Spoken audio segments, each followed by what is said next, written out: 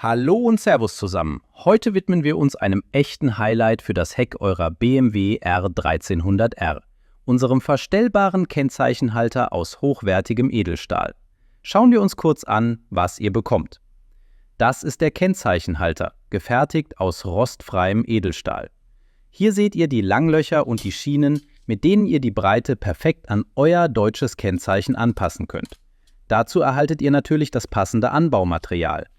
Wie ihr es von uns bei Haunig gewohnt seid, legen wir natürlich auch bei diesem Produkt größten Wert auf absolute Produktqualität, perfekte Passgenauigkeit und eine extreme Langlebigkeit. Denn unser Ziel ist es, den Werterhalt und sogar die Wertsteigerung eurer BMW zu maximieren. Dieser Halter ist da keine Ausnahme. So, und jetzt kommt der wichtigste Teil.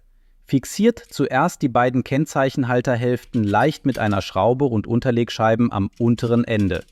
Diese Schraube bitte noch nicht fest anziehen. Steckt dann den Kennzeichenhalter an die oberen beiden Anbaupunkte am Heck.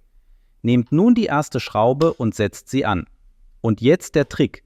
Dreht die Schraube mit den Fingern nur ein paar Umdrehungen ein, gerade so, dass das Gewinde greift.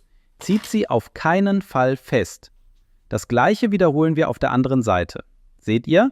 Der Halter ist jetzt sicher fixiert, lässt sich aber noch ohne Probleme ausrichten und in der Breite verstellen.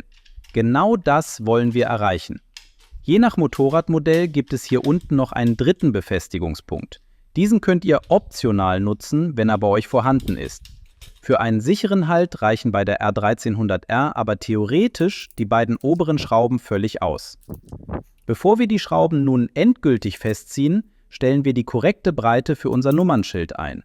Schiebt die Teile einfach so zusammen, dass die Klammern an den Kanten das Kennzeichen umfassen. Wenn alles ausgerichtet ist, zieht ihr die Schrauben fest. Achtet darauf, die Schrauben gleichmäßig anzuziehen. Perfekt! Das sitzt bombenfest. Da wackelt nichts mehr. Das Endergebnis ist ein super cleanes und hochwertiges Heck.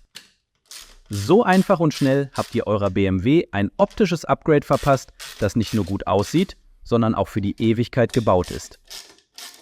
Ein schlanker, edler Look, der perfekt zur Linie der R1300R passt.